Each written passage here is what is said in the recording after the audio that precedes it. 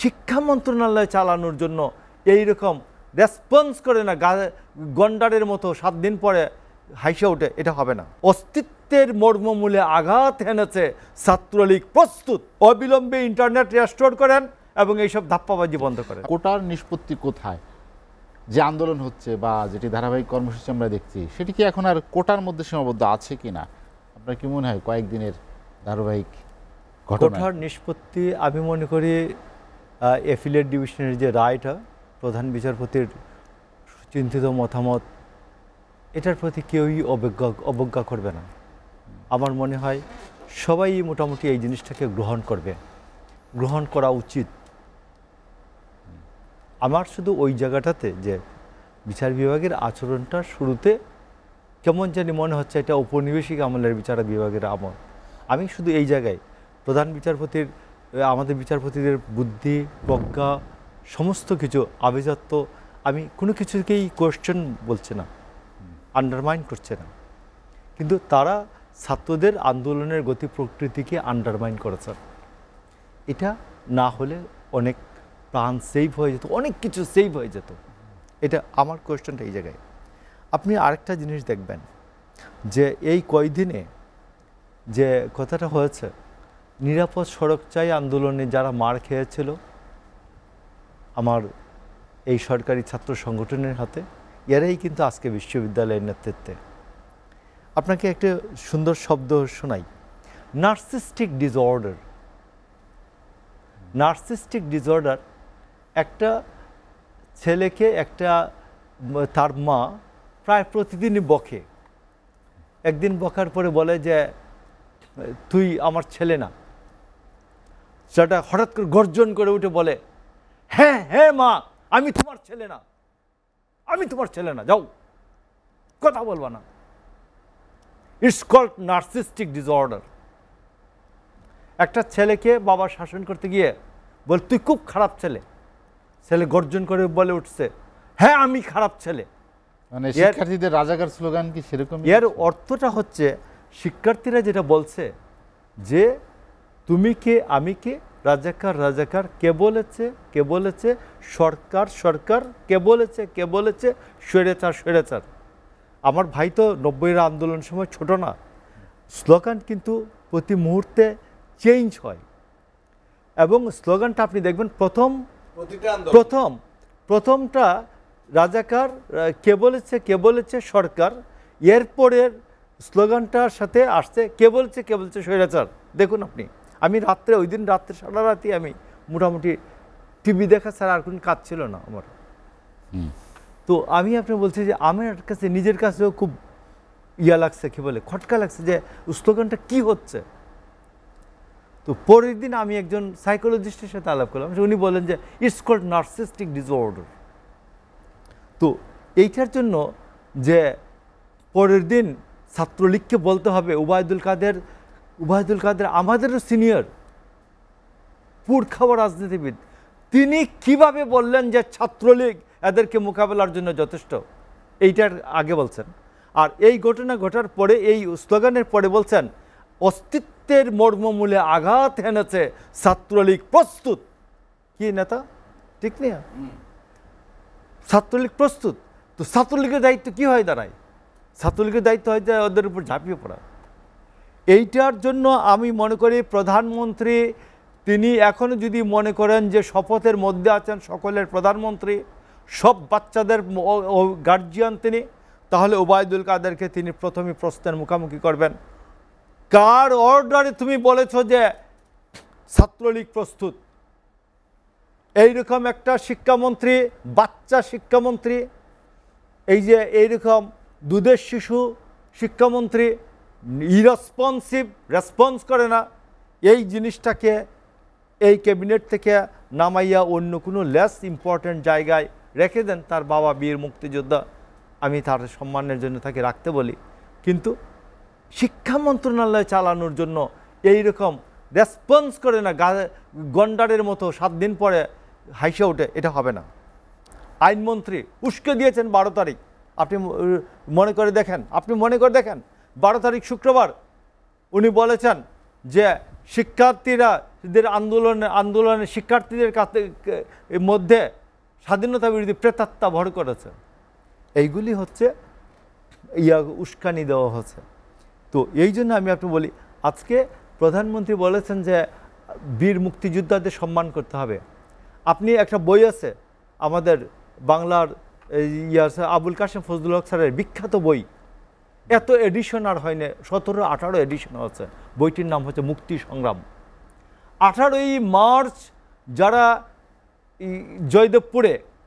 জয়দেবপুরে যারা ordnance factory block করে সেইখান থেকে কোনো অস্ত্র খালাস নিতে দেয় নাই পাক বাহিনীকে, তার মধ্যে নজরুল ইসলাম খান একজন,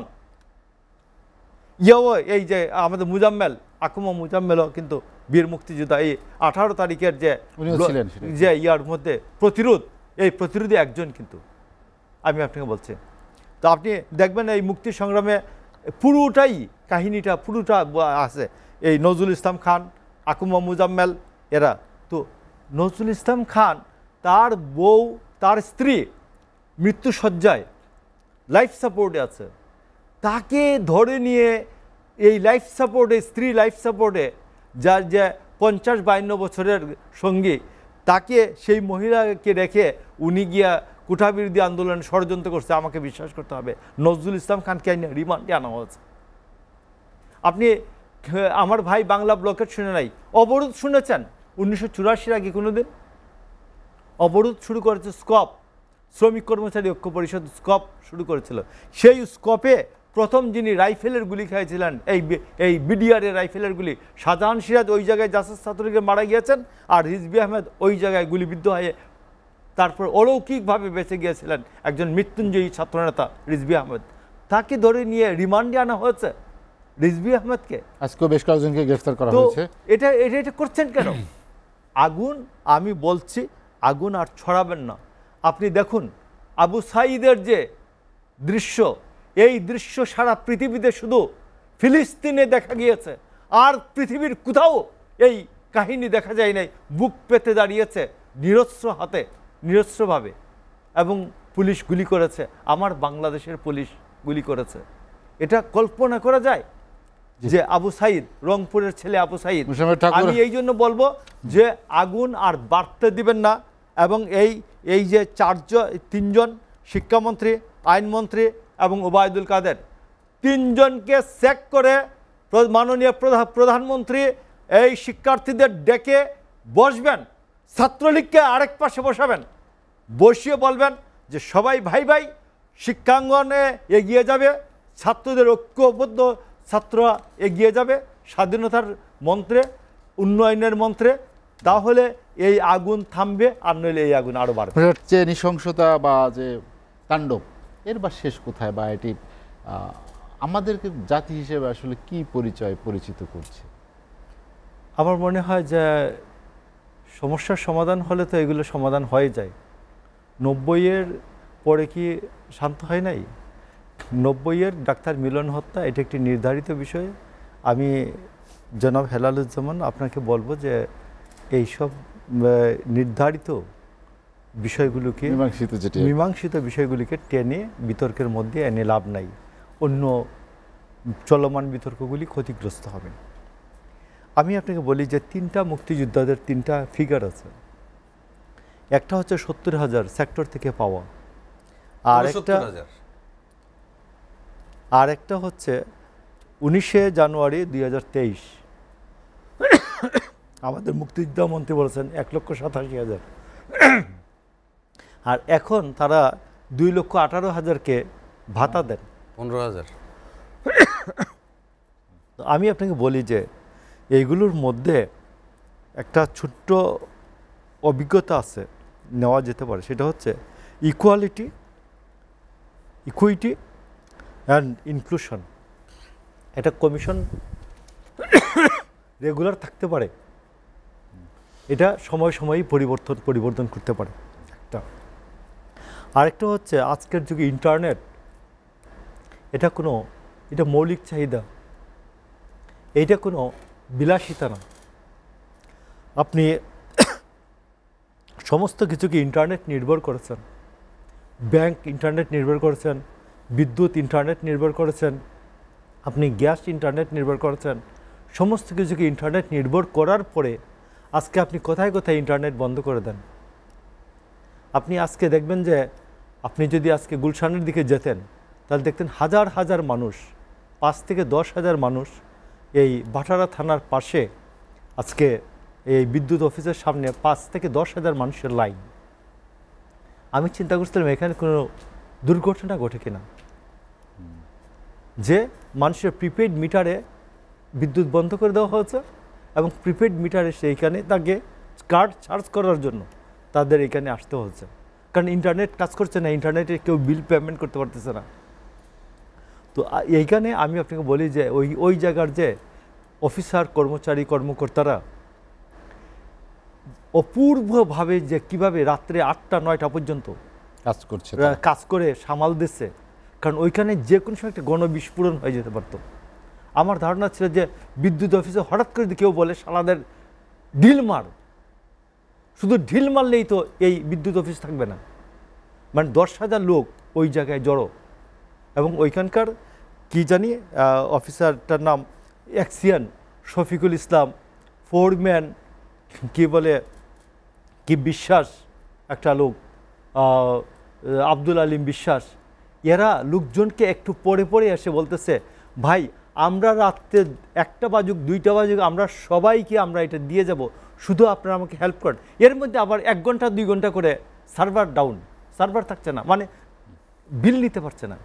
তো আমি আপনাকে আরেকটা খবর বলি দুঃখজনক, যে এরা যে এইটা দিল আজকে সামাল দিল, ইন্টারনেট কিন্তু যত বড় ডিপার্টমেন্টাল স্টোর আছে, চেইন স্টোর আছে, ওদের আছে, কিন্তু ওদের আছে।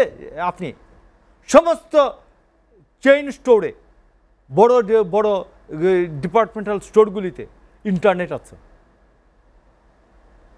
তাইলে আপনি ব্যাংকের এটিএম বুথগুলো নিজস্ব ব্যবস্থাপনায়, ব্যাংকের এটিএম বুথগুলি নিজস্ব ব্যবস্থাপনায় ইন্টারনেট, স্টারলিংকের ইন্টারনেট দিয়ে তারা চালাচ্ছে। তাইলে আপনি ইন্টারনেট বন্ধ করবেন, আপনি বলেন গুজব। আমি তো মনে করি গুজব, আপনাকে যদি জনগণ বিশ্বাস করে, গুজবকারীদেরকে গুজব কি মানুষ গ্রহণ করে। আচ্ছা ঠিক আছে, গুজবের জন্য আপনি ইন্টারনেট বন্ধ করার দরকার, আপনি সোশ্যাল মিডিয়া বন্ধ করে দিতেন, সামাজিক যোগাযোগ মাধ্যম বন্ধ করতেন। তো আপনি ইন্টারনেট বন্ধ করলেন কেন? আপনি বলেন ইন্টারনেট বন্ধ করায় 1,000 কোটি টাকা ক্ষতি হয়েছে 2 দিনে, আমি জানি আরও বেশি ক্ষতি হয়েছে। আমাদের দেশে এমন বাচ্চা আছে, এমন বাচ্চারা আছে পার আওয়ার $20 কাজ করে, পার আওয়ার $20 কাজ করে পার আওয়ার।